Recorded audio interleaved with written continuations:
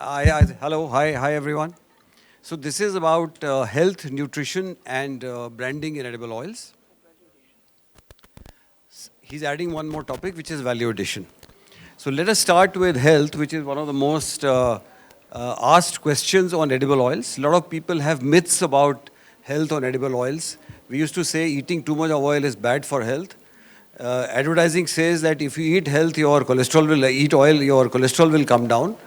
But they're all very contradictory claims being made. So Mr. Prasad is here, Dr. Prasad. I think he should start with this most important topic on health and nutrition. What are your views on it, and how do you educate the customers? I believe you have some presentation.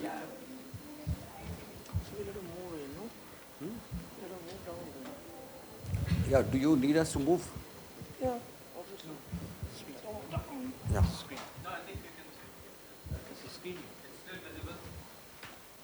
Visible? No, for them to see.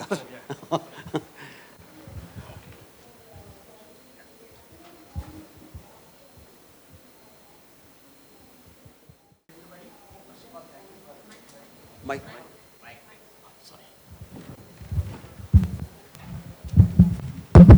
Good afternoon to all.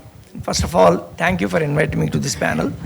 Very briefly, for about 6-7 minutes, I'll try to really talk about the oils and its health and nutrition and some of the issues related to oils and fats.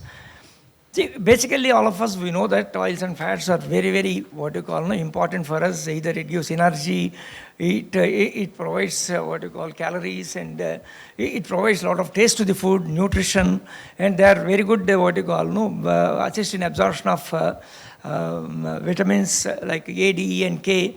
And most important thing is essential fatty acids. If somebody says that oil is not good, you just reduce the oil, I think they'll be missing so many things in life. So, and eat like that, no? And also when you look at the physiological, particularly your body system, and the lipoproteins and so many other biological things in the body, so everything, it depends on oils and fats only. So I can really comment that it's not an unwanted component. It's a very, very crucial part of the food. And also recommended levels are very, very important. Just now Chowdhary Sahab said, somebody says that don't take oil, don't believe it, and you need to take, even if you are not healthy, you need to take good quality oil. So stopping the oil, I think it still worsens our body system. And also, how do you choose the healthy oil? It's the most difficult question. And the people select region-wise, like taste, flavor, like coconut, mustard, groundnuts, the same. Depending on the areas in the country, people take it. Some of the parts of the country, and also frying choice, particularly palm oil, really rescued the frying choice, and also functionality, particularly either salad oils, people use olive oil, and like vanaspati intensification now, because trans fat is no more allowed from January 1st, 2022 onwards in the country, and WHO from January 1st, 2023 onwards. Now trans fat should not be there, not more than 2% in the oil and also in the food. So now definitely it's because it's a very, very difficult scenario.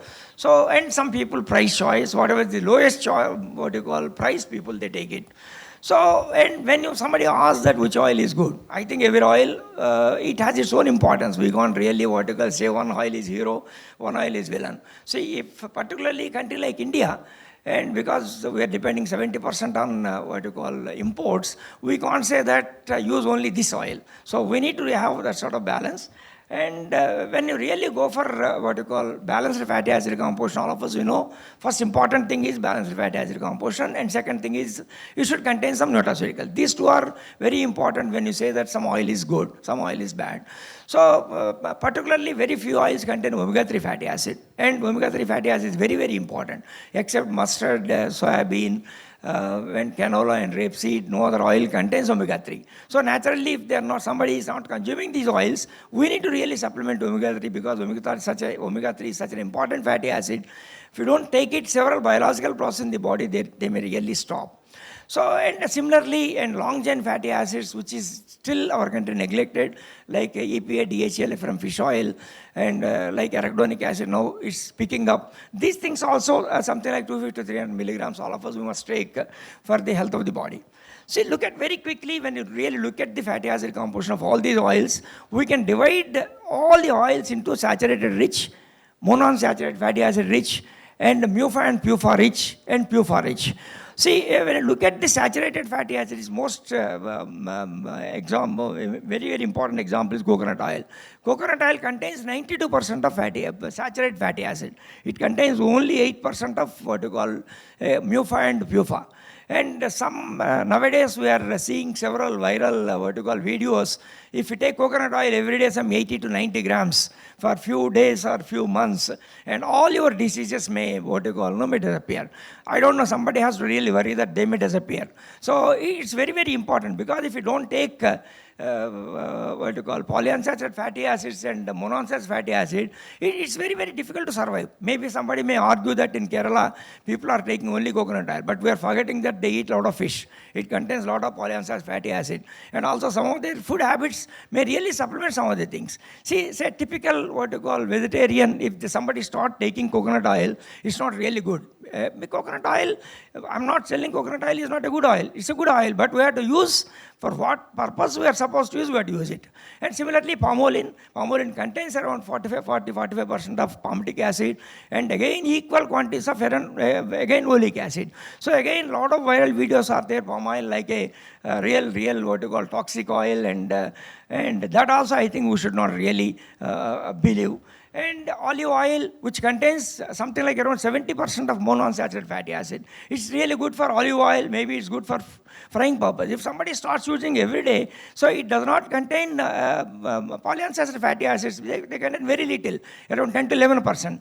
And when you go to groundnut and rice bran oil, I think perhaps fatty acid composition wise, they're the best. They really match with, up to some extent, except omega-3, they match with WHO and ICMR guidelines, because they contain all the balance is saturated, monounsaturated, and polyunsaturated. That is the reason in particularly Andhra, Telangana, in those days, we used to take groundnut oil a lot when I was young. When you go to sesame oil, it's a very good stable oil. That is the reason always we take for pickles, because it contains sesamolin, and also its fatty acid composition is also not bad. It contains poly and monounsaturated equal quantities, and also contains a little bit of saturated fatty acids also. When you go to sunflower, safflower, cottonseed, corn, and all these oils, they contain omega-6 fat, that is polyunsaturated fatty acid rich. They contain 50 to 60%. But they are not really, definitely they are not bad, but only thing is when you really say repeated frying, they may not be really good. But in general, all these oils, they contain saturated, monounsaturated, polyunsaturated, so they are definitely good oils. Only thing is, all these oils, again, they don't contain omega-3 fatty acid. So when you go to soybean oil, so it contains very rich in PUFA, something like 55% of omega-6 and around 7% of omega-3. So that's the reason it contains, because of a lot of PUFA. When you are frying, it may get a little bit of fishy smell. But this is also a good oil. So, yeah. I'll complete. Okay. So basically what I'm trying to say that the fatty acid profile is very, very important. In a similar manner, vegetable oil-based nutraceuticals, some of the oils like rice bran oil contain oryzanol, and sesame oil contains sesamolin. So these two oils contains very good, what you call, like palm oil contains tocotrienol. So these are again good oils, and there are permitted claims by FSA. For every oil, FSA has given a permitted claim, so that at least industry can really make use of them, even though they don't have any support. These things you can get from the FSA website. And similarly, now multi-source edible oils, they are allowed up to 2 oils. One oil must be 20%. Very recently, it was taken a decision to include third oil, as particularly chia or what you call flaxseed oil to get the omega-3 fatty acid. Up to 5% one can add in a multi-source. Only thing is in Western countries, people are allowed to use more than 3 oils also. But particularly in our country, FSA has some what you call limitation that how to really control this. If somebody says blends 4 oil, 5 oils, without blending also they may claim. So that is the reason a lot of R&D is required in this particular what you call case. So we need to. Yeah. Okay then. Okay then. Okay then. I think what I really do. I think yeah. I'll go to conclusions way forward. Basically, we need a lot of innovations in blending, intensification, fractionation, and also we need to look at design oil, structured fats, particularly for what you call for getting the healthier oils, so-called healthier oils. And we need to have a check on adulteration, particularly if there is synthetic oils. So several industry friends are there. This is one of the, some people are preparing the what you call by glycerol, adding into the free fatty acid, making the synthetic oils. This is one of the very, very bad scenario now in some of the people, particularly which contain NCPD and GE. In this particular case, we require a lot of research out there. I think I'll stop at this stage, and during discussion I can provide some more.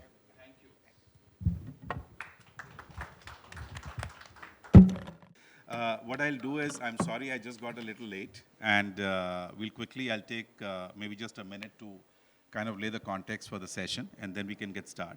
So, the session topic is about, nutrition and branding and, in terms of the health aspects of it.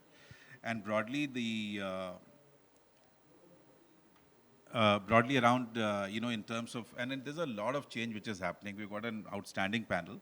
But basically, right from, what is healthy oil, this whole discussion, to issues around health perceptions which are forming in the minds of the consumers as to how they evaluate and look at things, to the trends, that are emerging in the whole consumer psyche and, what the response of the market is. And of course, the requirement of the action in terms of what exactly needs to be done. And so to that extent, I think I would take no time between the experts we have on the stage and the subject at hand. So let me start, and what we'll do is we'll just do a Q&A. So in terms of, to get more effective parts, my request would be that let's keep the answer specific to the discussion on hand, and so that everyone, and then we can kind of make it interesting in terms of working through this. And if you want to sort of take it up, more later, if you have the time, we can do through the Q&A part of it. So maybe my first question is to Mr. Sushil Goenka. And in terms of part, and especially I think one of the important parts that we have been talking is that the value-added products, and your company is doing just so much work in the value-added products in terms of which are derivatives of the edible oils. And how are these helping in terms of, genuine health improvement, but also in terms of nutrition that it is providing to the food processing industry? So if maybe you can throw a little light on what your company does and how is it supporting the value-added products in supportive. Sorry, Sushil. Thank you, Sanjeev. I will divide your question in two parts. Mic closer. The benefits of value addition and the nutrition aspect of it, which is very limited. The need for value addition, I can, a single liner. And since Bhavna is sitting here, I'll a one-liner quote, which is, money flows in the direction of where there is value. Simple. Very good. It says it all. Or profits gravitate also towards where there is value addition. So that says all about the importance of it. No wonder. Sir, I'll go a little off track and come back. Three reasons why, or three attributes of making an edible oil industry profitable is economy of scale. We have all the stalwarts, value addition. Try to guess the third one. Okay, astrology. If you can predict which way the market will go, you don't need the first or the second. Okay. That little bit of a lighter vein. The reason I highlighted these 3 points is value addition is as important as maybe economy of scale. And unfortunately, Sanjeev, both don't go together. If you're economy of scale, you can't do value addition because that is a boutique business. So if you're trying to get some tips from me, you may not be able to. As far as nutrition is concerned, there are quite a few very high nutritional byproducts that can be made, starting from soya meal, you have soya nuggets, and protein isolates. I think most of you must be knowing that India is perennially a protein deficient country. So we need more and more protein. Instead of animal protein, this is one of the highest source of vegetable protein. Then you have tocopherols, tocotrienols, vitamin E, and a host of products downstream. So there are some of the nutritional ones. Non-nutritional, of course, are stearic acids, fatty acids, dimers, monomers, and a long list. So I have a follow-on question to you, and we'll just keep it conversational. So in terms of finding the markets, or in terms of how you've gone about it, can you tell us that what is the biggest impediment that you face in this space? Is it the science part of it? Is it selling part of it? And how you're overcoming that? And I'll come back to, after that, I've got a follow-on question again. In terms of genuinely helping on the nutrition side, what impact do you see for the consumers at large? Right. Impediments, I think, barring technology, nothing else. But as a company, we have done a bit on the technology cracking, so not much to go, but there are some very high-level technology like producing original. One company in India has done it, but a long way to go. Producing vitamin E from deodorizers, scum of purity of 95%, which requires multiple molecular distillation plants. We don't have the technology in India as yet, and they are very expensive. So that's the impediment. Otherwise, it's primarily focus. If you can focus on value addition, you get it. Because, again, a quote, business grows where you focus on. If you focus on volumes, you get volumes. Very good, Sushil. Thanks. I'm going to come back with more questions for you. So my next question to Pradeep, that, there's a big talk about the blending of oils. So two parts. One is in terms of genuinely, how is it helpful in terms of the health aspects of it? So one is a commercial side to it, Pradeep. The second part is that, in terms of the health bit of it, what is your sense that these blending of oils, does it make sense? Last week we saw in the Hyderabad conference. So what's your perspective on the blending? And then I'll come to the regulatory part of it, like what is it that which are the gaps and how it can be sort of made up? Yeah. Okay. You see, blending of oils, in India we've been used to the unauthorized blending of oils, which is the adulteration part of it. All over the world you go, you will see blended oils being sold without labeling as to what is inside the oil.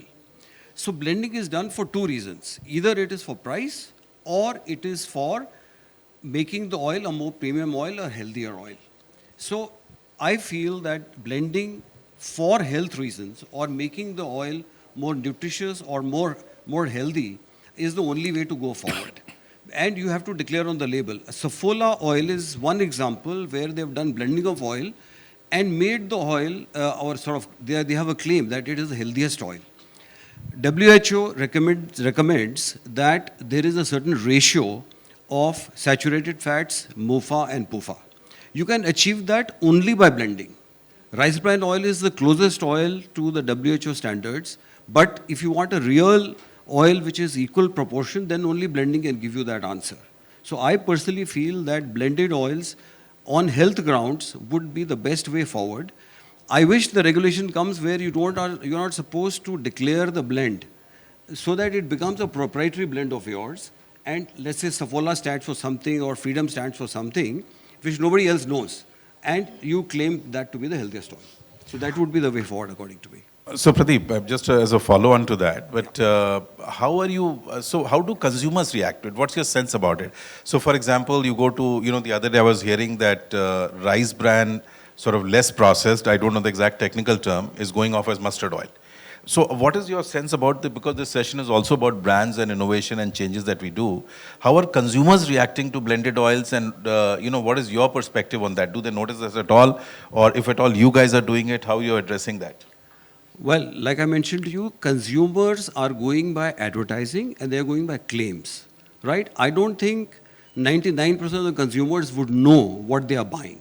They're going by claims. Today, sunflower oil has been claimed to be a very healthy oil, and today in South India, 90% of the upper and middle income household buy sunflower for reasons of health. So it's perceived to be the healthiest oil. So the point here is about branding and about product. You have to give a product, number one. Number two is the brand where you make a claim. So both have to be there. So the actual inherent value has to be there, then the perceived value has to be there. So you got to deliver both. So if I were to ask you that what is it that you're going to talk to FSSAI in terms of the regulatory part? You said ki willy-nilly they insist on giving your superior, blends go out in the public space and people can copy that. What is your advice for FSSAI? I would say leave the blending to the manufacturers, what they want to blend, how they want to blend, as long as the product is edible oil only. I mean, you don't put a lubricant oil or some non-edible product, what people used to do earlier, or the animal fat or whatever. As long as you're putting edible oil in a packet, which is edible, let the manufacturer make a claim on what that oil is all about and let it be sold. Okay, so we'll follow up on that and I'll come back to you. My next question is to Subi. And so I've got two parts. I mean, I want to look at the policy side of it towards, especially when it relates to nutrition, health and sustainability. So do you find that our whole sort of policy formation and the regulations that we have, is the centrality of health and nutrition there at all or not? And what is it that you believe that, it should be? I mean, if you were to suggest to the policymakers. In a short answer, I think the laws governing food, FSSAI regulations, does not focus on nutrition. It gives guidelines. I think it's focusing only on the governance of the edible oil industry. I think Dr. Prasad and Pradeep ji has taken the thunder away from me on certain aspects. I wanted to talk on nutrition. But please do that. I mean, we'd love to hear your views. I think specifically, I think all oils are good. There is no bad oil. Edible oil, I'm talking about. Right? I echo his thoughts. There is a saying in the Indian languages, anything that is to honey taken in abundance is poison. So if you consume more than what is required, oil can be detrimental. So I think I should skip the part of nutrition. Nutrition is well spoken of by Dr. Prasad. The other aspect is on, health, I think. Health, sustainability. Nutrition, health, they are correlated. The body requires, or the recommended level of edible oil consumption per capita by WHO is, I think, it's 24, 25 kgs per capita. India is still at 16, 17, or even 15 maybe. Because of the pandemic, it came down. Now, we have still a long way to go if we are going to have the full impact of the nutrition and healthy aspects of vegetable oils. Am I right, Doctor? Right. Now coming to the aspect of sustainability. Sorry, I'm not going to. I'm not going to touch on the sustainability aspect of how RSPO looks at sustainability. I'm a dead anti-RSPO. I don't believe in whatever RSPO stands for. So that's a different topic. But sustainability as far as the edible oil industry in India, I think I go along. In fact, I don't know, how did you pull out my thoughts, Pradeep ji? I am a proponent of selling a vegetable oil, not refined palm oil, not pure sunflower oil, not soya bean oil, not mustard oil, because it meets the criteria of health and nutrition. And it will avoid or diminish the presence of illegal blenders. Whether consumers like it or not today, 30 to 40% of the palm oil that is, or palm oil that is imported into India is going into blending, either as a sunflower oil, soybean oil, mustard oil, you name it. But today, in today's price mechanism, blending is zero because all oils are equal in terms of price. Okay, and what would you've told that it should be only vegetable oils and no sort of specification. Anything else you have for FSSAI would you like to give the message? The FSSAI should come out. What I wanted to stray is that FSSAI has got legislations which are, some of them are archaic, developed in the post-40s or pre-40s, adopted into as a FSSAI today. But we need to develop, go forward as what the consumer needs in the future, the next generation. And they need a healthy oil. So I think the FSSAI should come with liberal blending policies, as what Pradeep ji has said, leave it to the manufacturer as long as it does not deceive, confuse, or cheat the customer or the consumer. I'll come back to you further on this. I've got a question for Dr. Prasad. Just coming to the same part, what is the role of R&D really in terms of the health aspects of the edible oil policy that is played out, especially by the FSSAI regulations? What can the R&D play a role in that, in terms of positive impact towards health, and how does it fit into the regulations part of it? Yeah, basically whether it's FSA or FDA, they look at some sort of a documentation. So basically it's a, what you call, when somebody wants to, there are two things here. One is, of course, government of India can take any type of what you call decision to really what you call in the form of recommended dietary guidelines like NI and something like that. That's one part. Basically what FSA looks at is regulation. So without the specification for any product, so just now he was telling that because some of the unethical industry may really cheat the consumers. So basically what FSA looks at is that the specifications may really what you call protect the interest of both the ethical industry and also the consumers. So definitely R&D, FSA encourages R&D. If some industry really goes with detailed clinical studies or based on some public what you call literature, based on some meta-analysis, if somebody really what you call provides some sort of what you call well-defined claims. So several times FSA in the what you call particularly this non-specified food expert committees, they give permission to so many people. So it's always open. Specifications are one side, and second side is non-specific products. Okay. See, both the things we can, R&D really plays a role, particularly in the unspecified what you call foods. Sure. Actually. Moving on to Sushil again, I'm not letting you go. And this time I'm going to tell, maybe a bit of your secrets, so don't pass on too many of them. But tell the industry, when we look at this whole part of the value-added products, what is it about the, how can industry leverage itself, how can we have this whole part of sustainability and profitability path in the value-added products? What is your advice? Because, we heard that everyone keeps talking profitability is profitability. Can we fundamentally look at this business? Can the industry look at it? What is it that they could do? So don't let out your big secrets, but certainly guide them as to on the value-added side of it. And because ultimately it's going to help them build up their brands, it's build up their profitability. What would your advice to the industry be? I said in the beginning, value addition is where the profits could come from.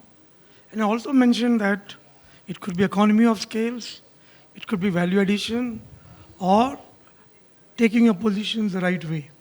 If you've gone wrong, how to exit it. So but I meant only the value-added product part. Yes, I'm coming to that. So now coming to value addition, profit did not come from there. It can come from elsewhere too. Now coming to value addition, you need to have a good handle on R&D and a good handle on technology, and of course, pointed focus. You need to focus on what you want to do. You can't be playing around with volumes, playing around with branding and multiple things. Because value addition is a serious game. And it's like a boutique business. You can't run a boutique shop and also run a mall or a supermarket. You choose between the two. And that's the reason why I don't want to give names, but many of the big players in India could not really go into value addition. So that is the part of it. What else is the question? That's it. So no, this is what it is. You're saying this. So you actually made a very good point that you can't be in the volume game and be trading day in day out, and still want to be in value addition. So boutique and mall cannot go hand in hand. Exactly. And so very good point. Pradeep, I'm coming to you now. Yeah. You've built up one of the most brilliant brands, in freedom, and you beat us all hollow in that space. And so really congratulations to you for all the good work done. But what I want to know is that both in terms of the innovation, what all innovations did you go through in your branding? Because it's a very cluttered marketplace. And I'm saying that all of us, we're trying to build up brands and we find it very difficult. So what are the innovations that you did? How do you stand out in the marketplace? And just if you had to tell, let's say, the smaller players or people like us too, as to 1, 2, 3 of building a brand, what would you say to us? Okay. Building a brand is today totally different than what it was 30 or 40 years ago. There was only one Doordarshan channel. Today there are 500 plus or 1,000 channels, I really don't know. The numbers is too large. So the cost of advertising is too much. So I always tell, the marketing guy that I brought in, I said, first go and unclog yourself from the past. I learned this in ITC. We were the tobacco guys, the cigarette marketing people came in and wanted to build an edible oil brand. So the mindset was a tobacco mindset. Now what is a cigarette? Cigarette is a lifestyle product where the customer is wanting to be seen holding a packet of India Kings. Edible oils is not like that. Edible oil is a back of the end product. Mostly, not even a housewife. The housemaid will decide, what edible oil comes into your house. So you got to understand what the consumer is and keep in mind that edible oils is a value for money product. No matter what. I mean, only leave aside Saffola and Sundrop, maybe the two brands which sell very, very small volumes.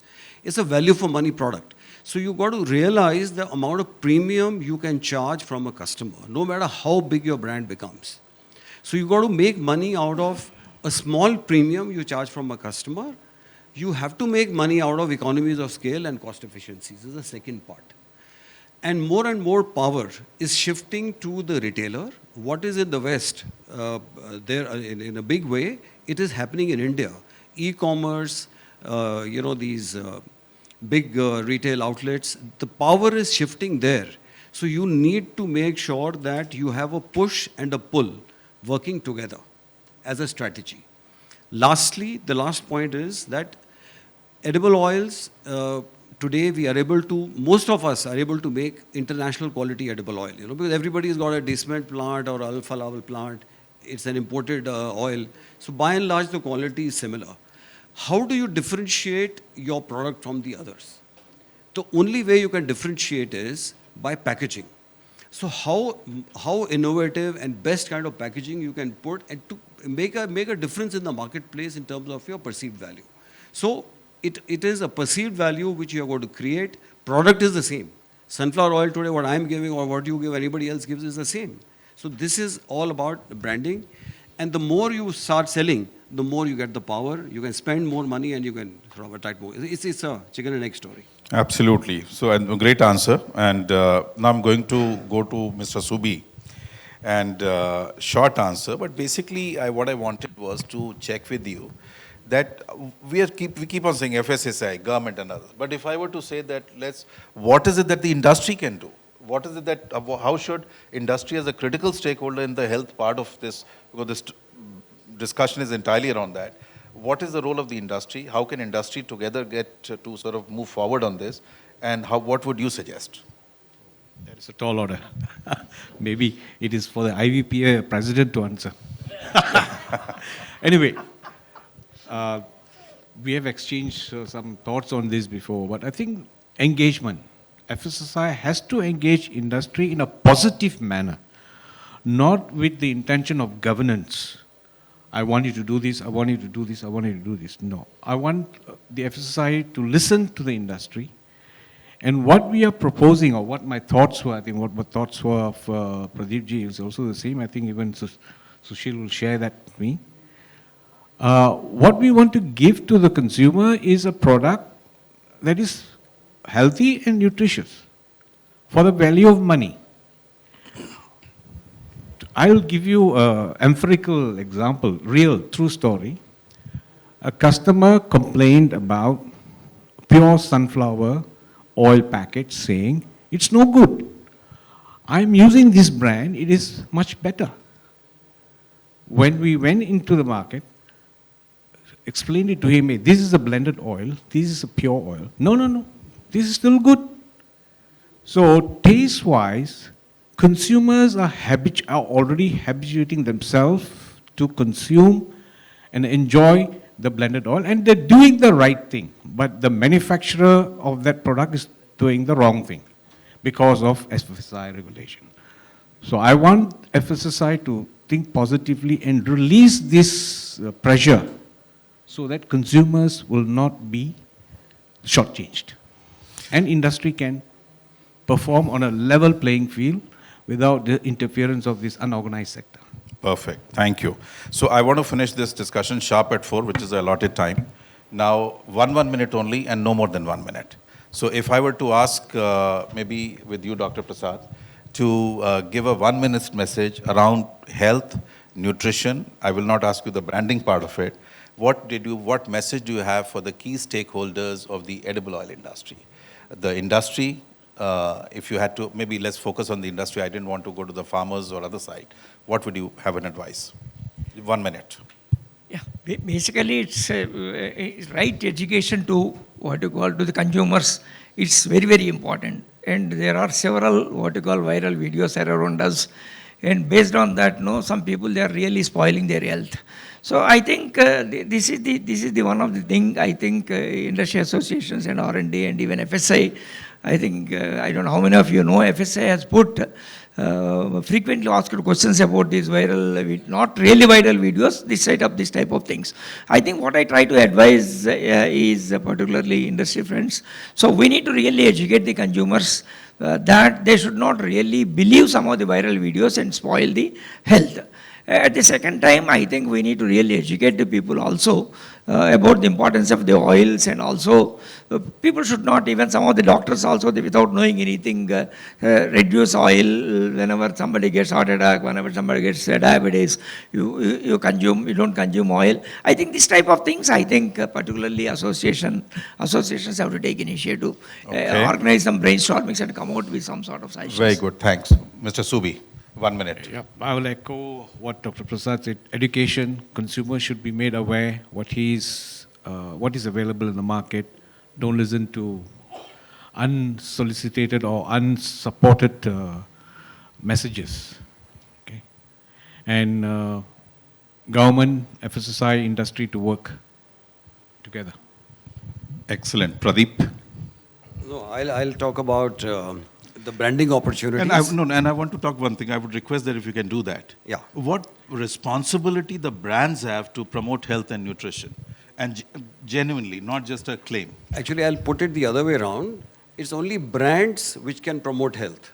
I mean, loose oils and adulterated oils cannot. The brands can only promote health because they are from a good manufacturer. Whatever they claim, they deliver. So that is why they will deliver health, And in the next 5 years, branded edible oil will grow at 10% per annum. In 5 years, 90% of the market will be branded. So automatically, it's going to help you in the health platform. So anybody who's not built a brand, there is still an opportunity. Next 5 years is going to grow. The branded segment is going to grow. We spend 500 crores on a plant, but we are shy of spending 100 crores on a brand building. So the value of the brand is the value of the company, not the other way around. Perfect, Pradeep. So responsible branding and otherwise. Sushil, with value-added perspective, responsibility of industry, what would you like to say in a minute? I'll talk in general. Okay. Single liner, to educate the consumer to discriminate between the good, the bad, and the ugly. Super. Short, brief, and pointed. So right from consumer education to policy side to industry's responsibility, thank you very much. Very knowledgeable, excellent panel. One second, you need to say something as well. Where are you going? No, I wouldn't. I think it's a great job done. But in terms of a quick summary, look, the part what I find which is important is as the corporates are becoming larger, I think the responsibility, both large and small, is to convey the right message. I think industry must play a good role because last week itself we heard in the Rice Brand Conference things which were not very consistent with the core theme of this session. So I think my only message is, if I had a 1 minute of mine, is to say that if industry doesn't behave responsibly, if industry does not have a sense of its social sort of onus it has towards health and nutrition side of it, if industry is not consistent, compliant with the laws, then I think we are shooting ourselves in the foot. And the people who do that in the longer term will find it very difficult to survive because consumers, as you're talking and as everyone has spoken, are aware, they will take responsibility, they will make choices.